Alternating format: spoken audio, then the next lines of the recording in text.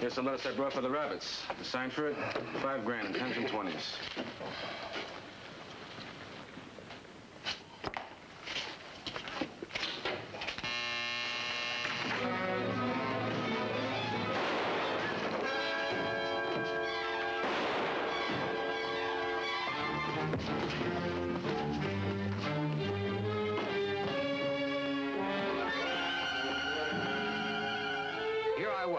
Headed for a genuine, warranted tea room. A phone call from a throaty voice owned by a gal named Tirana, and I was on my way.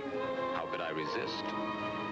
Personally, I've beat many a knife and fork together involving time, effort, and not to mention money in an assortment of gilded cages, automats, ferry boat lunch counters, and various kitchens. I can take them as they fall. Besides, I figured it was about time to check on how my tea leaves had been falling lately.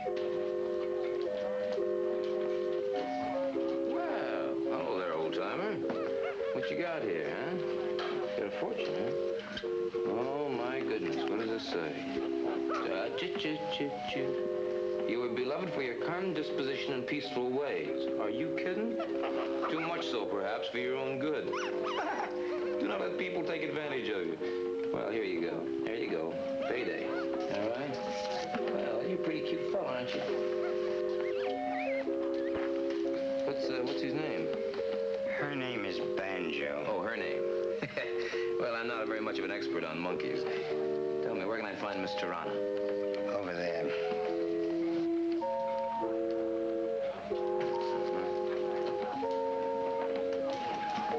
The one with the cards? That's right. Miss Tirana? Oh, yes. I'm Mike Hammer. Oh, I have been expecting you. Excuse me, please. Please come. Yes. It looks like today's my lucky day. Well, I mean, when I accept a client by phone, it's nice they turn out so, nice. I don't have to be a gypsy fortune teller to know that you have an Irish line. Oh, come on now. Take it all so. It was very good of you to come. I just couldn't get away. But it's urgent, Mr. Hammer. No, the name's Mike. Mike, have you read the papers about my fiancé, Koleka Haxi? Well, yeah, I read the papers, but I don't remember reading his name. I guess it is not that important. To Carl and I, it's the most important thing in the world. We were going to be married. Oh. Well, tell me about, what's his name, Koleka, Carl? Carl, he calls himself Carl. Oh, I see. The police are holding him as an accessory to a murder and hold-up. Where? Here in New York. The double currency exchange. Tom Doppel was shot and killed. Carl works for him as a messenger. He was there when it happened.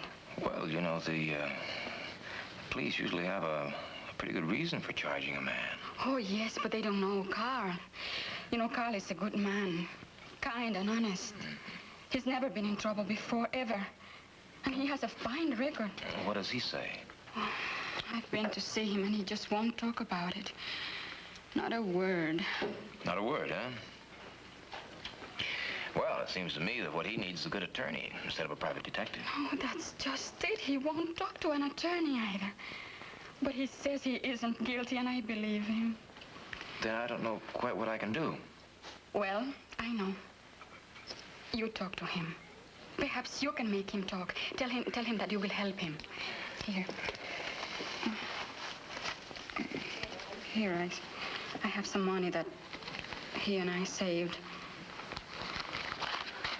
I can't promise you a thing, Tirana. This is a great deal of money. It may be all for nothing. What good is money without Carl? Help him, Mike. Please do everything you can to help him.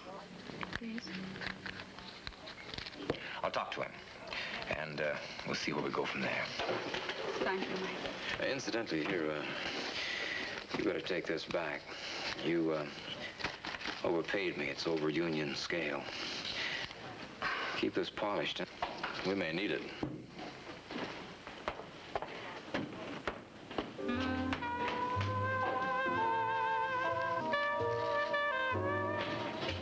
I got permission from Pat Chambers at Homicide to take a look at the currency exchange setup. There was absolutely no way for anyone to enter that door unless he was buzzed in. It might have been Tom Doppel, but why would he rob his own joint and get killed for his trouble? The fingers seemed to point pretty squarely at Carl Haxey, who had just delivered the dough. Chambers told me that Carl had clammed up with the cops, too. No explanation, no alibi, no defense.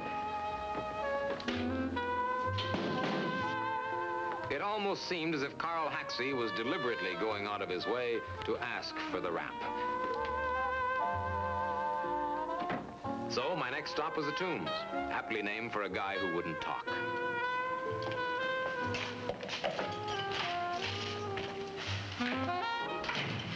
What do you want now? What do I want now? I never laid eyes on you before in my life. You're another cop, that's enough. No, I'm not a cop. I'm a private investigator hired by your girlfriend to help you out. My name's Hammer. Oh? You better go back and tell Tirana to save the dough. Nobody could help me. Yeah, well, maybe you're right. Nobody can help you. But as a lead pipe cinch, the cops don't need any help. I was on the currency exchange. Looks like they got a pretty good case together. They can't give me that chair. Oh, you're an attorney, too. I didn't know that. I don't have to be an attorney. It's all circumstantial. Circumstance. Why argue? But I'll take all bets I know your permanent address for the next 50 years. That's the way it is, that's it. You got nothing else to say? Nothing. But you're innocent. You had nothing to do with the robbery or the killing. I told you I don't want to talk about it. Yeah, I know. I heard you say that. But I'm real curious as to how those two rods got through that locked door. I don't know. Now leave me alone. I tell you to get this guy out of here! Listen, Buster, I can't help you if you won't help me. But let's get just one thing straight. Tirana hired me, and she can fire me, but not you. Yeah, I'm sorry for Tirana.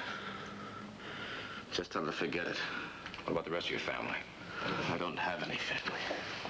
Except a brother, and he doesn't count. No? Why not?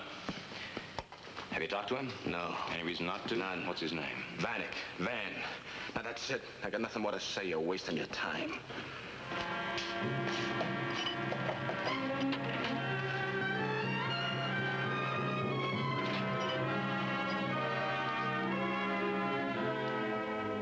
I'd heard Tirana's story and Carl's lack of story. I was interested in what Brother Van Haxey had to say. There was a listing for K and V Haxey in a neighborhood that had seen better days.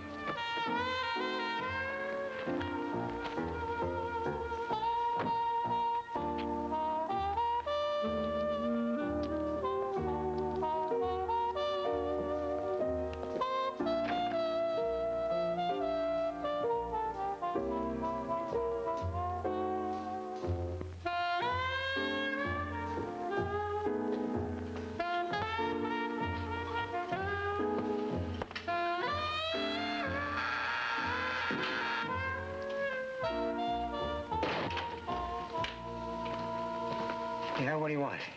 So you're Carl's brother. Yeah, I remember you down in the tea room with the monkey. Yeah, that's me. And you're the private dick Tirana hired. That's right, that's me. Well, now we've introduced ourselves. Can I come in? Well,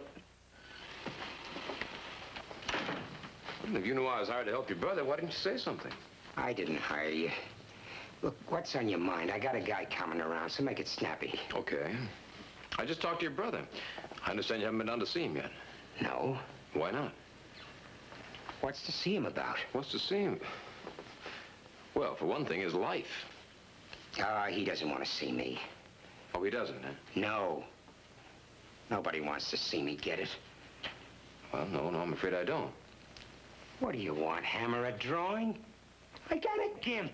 And look at this face. Everybody's tired of it. Including me. You're the first one to mention it. Am I? So I say it. The others are thinking it. They're thinking it all the time. Why do you think I grind an organ and fool around with a monkey for a few lousy pieces of silver? Thank you, sir. Thank you, madam. Thank the lady banjo. Thank them for what? So they can feel superior? Then why do you do it? What? Why? I'll tell you, Mr. Hammer. Because nobody will give me a job.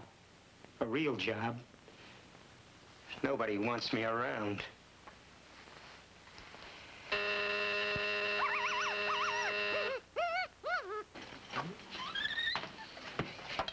crazy, Banjo. Gotta be careful that she doesn't run out the door. Well, I don't know. She appears pretty well trained to me. Oh, Banjo's all right. Just gotta be careful not to lose my business partner. I didn't expect you so soon. Look, I'll see you later. Come off it. Who do you think you're talking to, Gimpy? I got company. Yeah, that's right. He's got company, but don't let me break anything up. Come on in. Who are you? Me? I'm the company. What's on your calendar? Pool. I like to play pool. You know, I used to chalk up a pretty good cue myself. How about getting up a game, huh?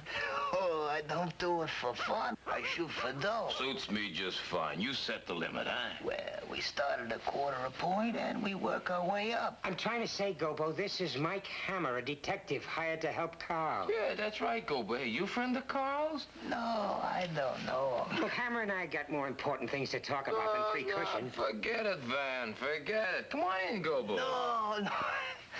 You got things to talk about? I'll blow. Yeah, well, don't forget the game, huh? Who was a creep? Seem to know him pretty well. He's a guy I run into once in a while. He's good for a game or two when there's nothing else to do. He's no friend of Carl's, huh? No, he isn't. Carl doesn't seem to have very many friends, does he? I wouldn't know. I mean, even you're not really a friend of Carl's, are you, Van? Carl can take care of himself. Yeah. Yeah, Van, I guess you're right. And I got a hunch that's just exactly what Carl's gonna do. He's gonna take care of himself and other people, too. It's Carl's mess. That's right, and he's in it right up to his eyeballs. Yeah, that poor fool, he thinks he's gonna get off with life. What's so funny about that? Because that's not the way it's gonna work out at all. He's gonna get the chair. And maybe, for a guy who doesn't have any friends, maybe that's the best thing after all. You really think he's going to burn? Of course he is. Unless he talks. And he won't do that. You know, Van, I don't have rheumatism, but I got a funny feeling in my bones that tells me that dear, poor, stupid, friendless old Carl is covering up for somebody. You're just talking. Yeah, that's right. I'm just talking, but I'm talking sense, and you know it. You know something that could help Carl. What are you gonna do? Just stand still and watch him fry? It isn't that bad. Oh, it is that bad. And all it takes is just a couple of words, just a few words. And it'll help your brother off the hook. Now, what are you gonna do? You gonna speak up, Van? Or what? Or you gonna alibi to yourself for the rest of your life? Ask yourself every night, why didn't I speak up when I could have? Why didn't I save my brother? Why, Van? Huh? I don't know. Come on, boy, come clean now. Well, no, I can't do it, not now. Come on, now's the time. I can't do it now. Maybe I do know a little something that could help, but you gotta give me time. Time's what your brother's running out of. Talk now, boy. No, you gotta do it my way. I got reasons, good reasons. Then you get rough with me and I'll climb up for good. All right, Van, you make the rules. I'll keep them, and so will you. All right. I'll be at your office first thing in the morning. Where do I get you? Right here. 9 o'clock. Yeah, 9. And don't keep me waiting.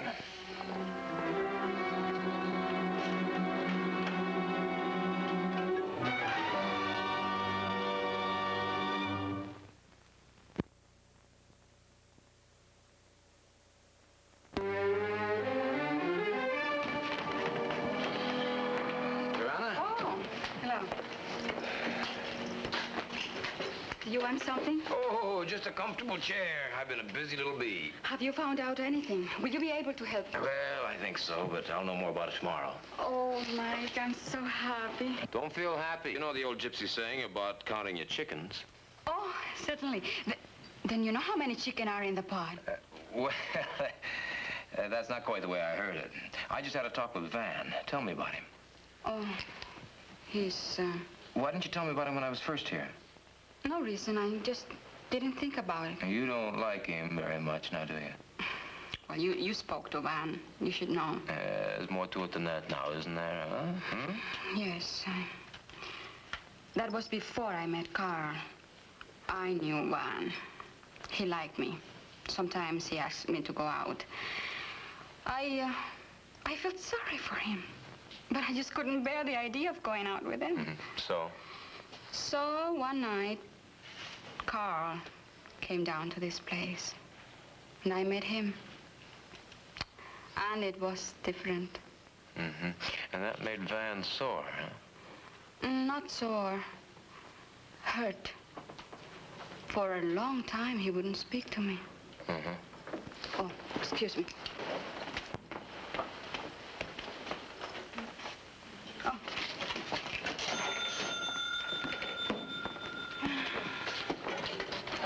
Tell me, Tirana, do you know one of Van's friends named Gobo? Gobbo McCoy? Yes, he plays billiards with Van and another man. Another man, huh? Who? A guy called Vetters. Carl didn't like them. They spent a lot of time together at the Ivory Pool Room. Why? No reason, just wondering. I met Gobo this afternoon. I'm kind of inclined to agree with Carl. About what? I don't like Gobo either.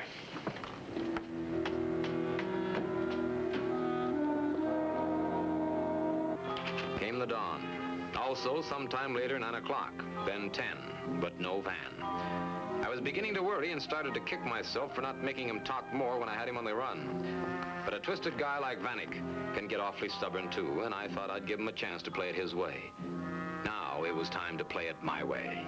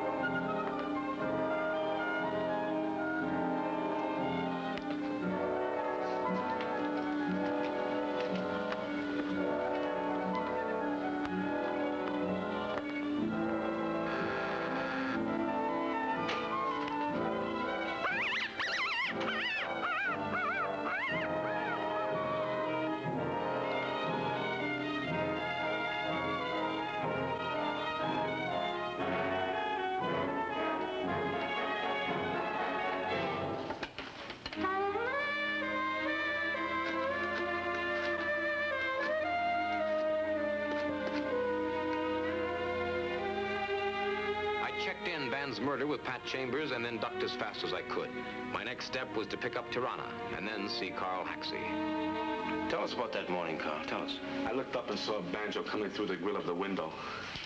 And then I recognized her, and I realized Van had something to do with it. Couldn't you stop the monkey? No. Just then there was a buzzer, and Banjo clicked the door open like a flash. The poor little animal, she didn't know any better. She had been trained that way. Trained, huh? Yes, we trained her at the house. I thought it was just to answer doorbells. But Van was serious, and I didn't know it. Mike, do you think Van felt sorry and killed himself? Well, I think Van was sorry, but I don't think he shot himself. No, I think his two chums did that. And he told them that he was going to clear Carl. Who did it? I don't know. But I think Gobo knows. I'm going to give him a chance to spill it, if I can ever find the little creep. You tell the police everything you know, huh? I'll be back as soon as I can. Hey, turnkey!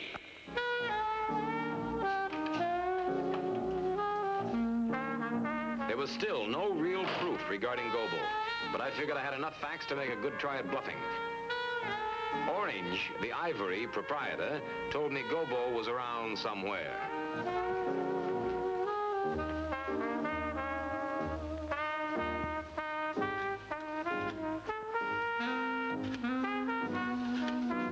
Come on, Bridget.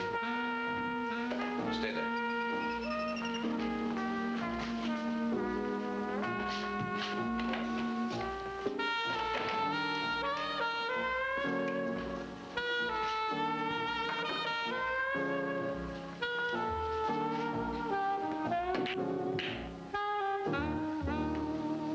How about that game now, Gobo? you trying to kid? You don't want no game. Well, sure. Let's make it a threesome. You and I and Vetters. Who's Vetters? You know Vetters? He's a mutual friend of yours and Van Haxey's. Oh, Van Haxey. Yeah, Van. It's too bad you know about Van. He's dead. You don't say. Yeah, I was with him when he died. Will you let me take my shot there, Hammer? See, I found him in his apartment right after we'd been blasted. He regained consciousness just long enough to make a statement and point that whole finger at you, Gilbo.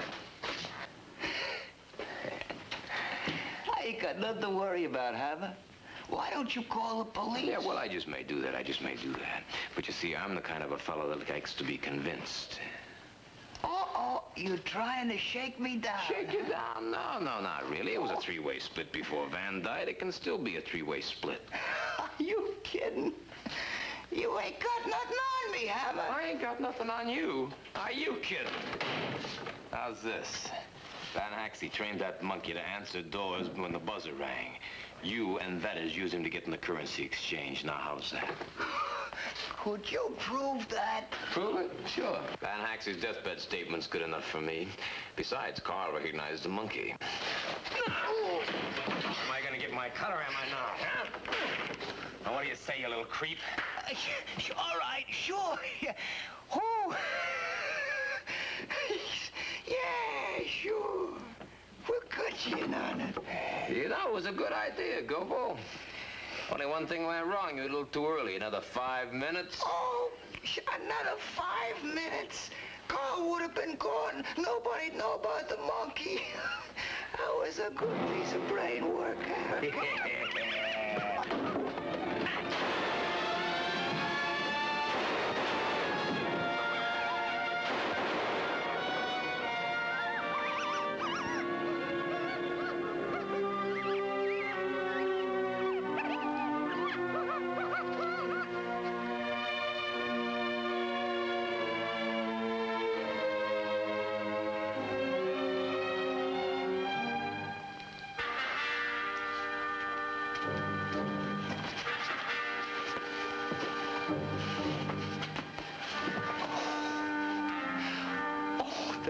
This is always a lousy shot. It was close enough to suit me. Hang on, Gilbo. I'll call an ambulance. Before save me the fry. This is where I beat the rap, see? How about getting Carl off the hook? How about clearing him? Yeah, sure. It was about like you say. Why did Van get into it? I don't want to, the dough. Make a play for Tirana. Oh, boy, oh, boy, oh, boy. All right, now let's get this straight. Van trained the monkey, and you and Vetters staged the heist, right? Well, who killed Tom Doppel? I did. And who slugged Carl? Vetters. And who killed Van? Vetters. Yeah, sure, it had to be. So I could bluff you. Sure, you didn't know how long Van remained alive. Go with the dough. Where's the dough? The safe. Orange.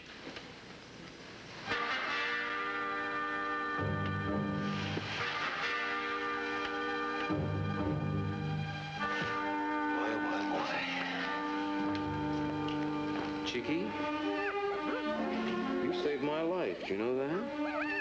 I think you got a real reward coming. Now then, let's see what I can figure out that would be worth my life. How about a peanut? Oh, you say you like peanuts? That's good. Come on, sit down. Let's have a peanut cake. Try this. Oh, you like them? Oh, that's nice. Go on. Take the other one.